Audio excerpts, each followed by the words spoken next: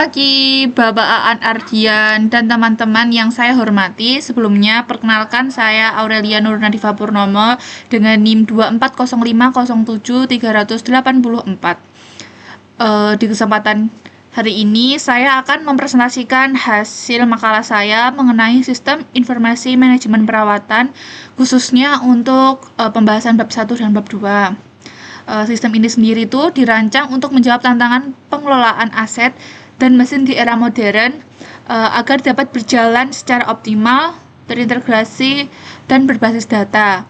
Sebelumnya, mari kita mulai dengan melihat metodologi pengembangan dari sistem ini sendiri. Di sini ada metodologi pengembangan sistem. Sebelum masuk ke ranah operasional sendiri, kita perlu memahami bagaimana sistem ini itu dibangun. Metodologi pengembangan sistem ini didasarkan pada 3 orientasi utama. Yang pertama ada berorientasi pada output. Di sini kita fokus pada keluaran atau laporan akhir yang dibutuhkan oleh manajemen untuk pengambilan keputusan taktis maupun strategis. Yang kedua itu berorientasi proses.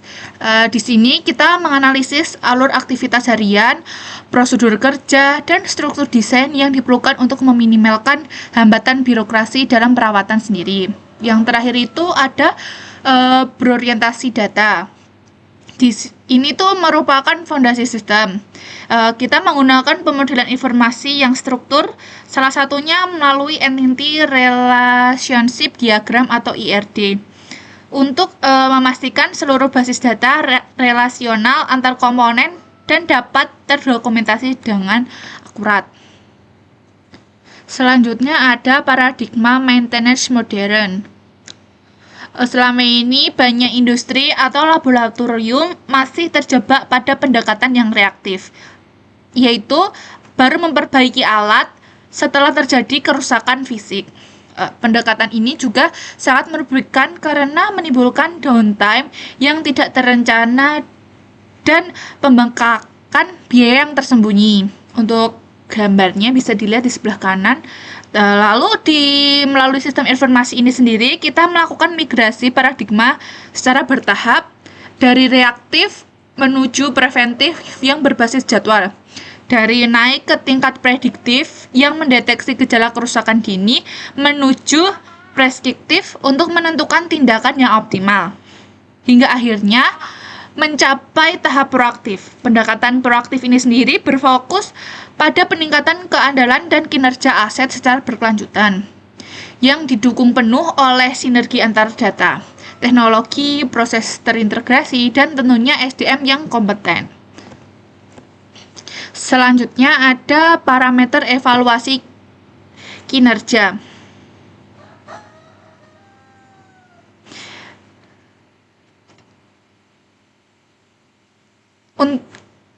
Parameter evaluasi kinerja sendiri untuk mengukur sejauh mana keandalan mesin kita.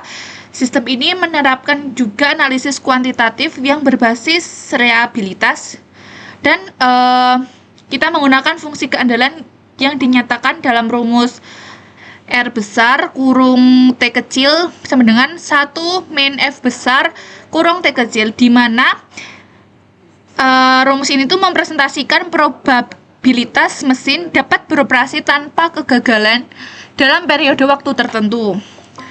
Evaluasi kinerjanya ada 3, yaitu yang pertama ada MTTF atau Mean Time to Failure, yaitu rata-rata waktu operasional mesin hingga mengalami kerusakan pertama kali. Yang kedua ada MTTR atau Mean Time to Repair, yaitu rata-rata waktu yang dihabiskan untuk perbaikan sendiri. Yang ketiga atau yang terakhir ada availability atau ketersediaan, itu untuk persentase kesiapan aset untuk digunakan. Gambarnya bisa dilihat di sebelah kanan. Selanjutnya ada tujuan dan manfaat strategis. Secara strategis, sistem informasi manajemen perawatan ini membawa 3 manfaat utama bagi organisasi. Yang pertama ada menjamin reliability dan availability, yaitu memastikan seluruh mesin dan fasilitas praktik siap untuk digunakan pada kapasitas terbaiknya. demi kelancaran proses belajar mengajar atau produksi sendiri. Yang kedua ada warning system otomatis, yaitu sistem akan mengirimkan notifikasi dini ke perangkat mekanik atau teknisi sebelum keterlambatan penanganan terjadi. Yang terakhir ada optimasi jadwal atau menghindari tindakan pemeliharaan yang berlebihan atau over maintenance melalui penjadwalan cerdas berbasis data historis mesin.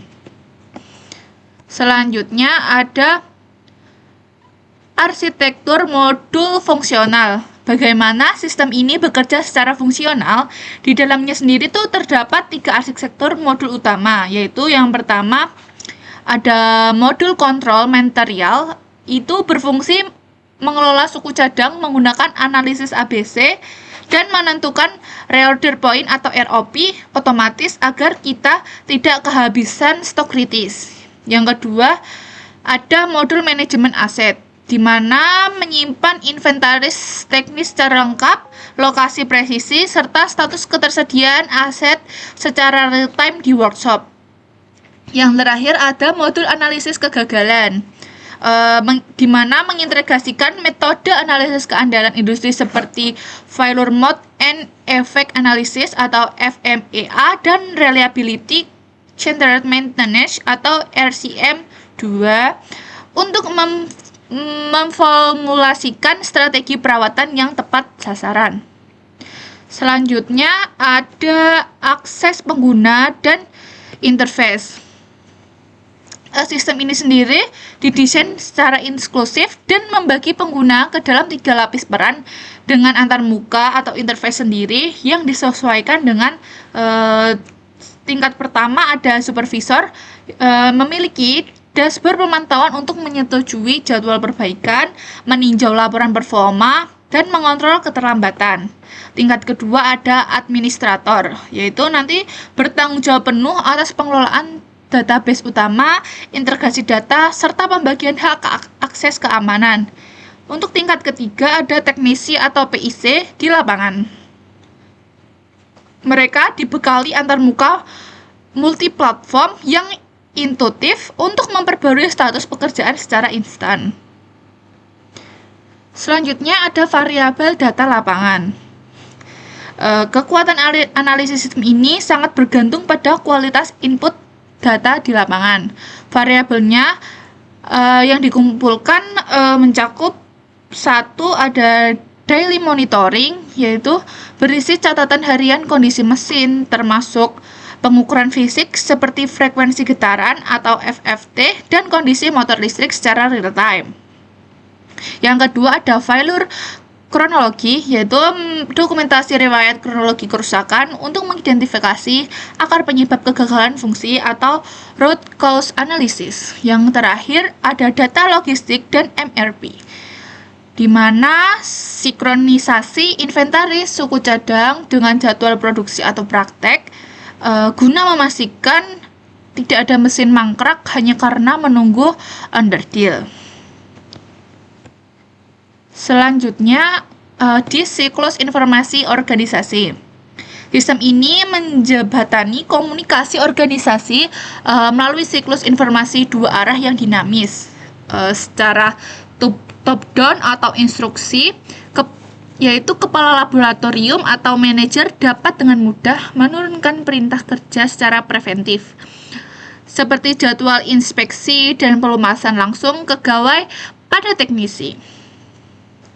Sebaliknya, secara bottom up atau umpan balik, teknisi mengirimkan laporan hasil perbaikan, durasi real pengerjaan, serta data lapangan ke database pusat untuk divalidasi dan disimpan sebagai aset pengetahuan organisasi. Selanjutnya ada workflow perintah kerja atau WO. Mari kita bedah bagaimana alur kerja atau workflow dokumen perintah kerja work order diproses dalam sistem. Tahap pertama itu ada job request. Dimulai saat ada kebutuhan perbaikan yang teridentifikasi di area kerja. Tahap 2 adalah validation. Laporan tersebut divalidasi oleh manajer untuk disetujui penerbitan surat perintah kerja resminya. Tahap 3 ada execution, teknisi melaksanakan perbaikan di lapangan dan progresnya dapat dilacak secara real time dan supervisor.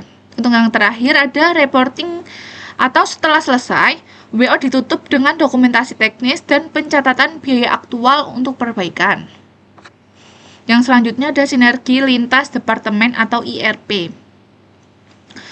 Sistem informasi manajemen perawatan ini dirancang untuk berintegrasi dalam ekosistem IRP atau Internship Resource Planning organisasi melalui sinergi lintas departemen.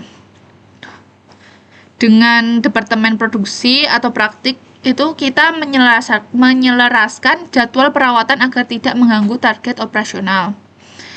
Dengan departemen keuangan, kita biaya perbaikan langsung masuk ke sistem akuntansi secara CapEx atau OpEx. Dengan unit K3, sistem kita menjamin keselamatan kerja melalui integrasi surat izin kerja aman atau SIKA dan JSA atau Job Safety Analysis. Yang terakhir dengan Departemen SDM, itu untuk memetakan kompetensi teknisi dan kebutuhan pelatihan peningkatan keahlian. Selanjutnya ada tantangan implementasi. Tentu saja implementasi sistem ini di lapangan tidak luput dari tantangan sendiri.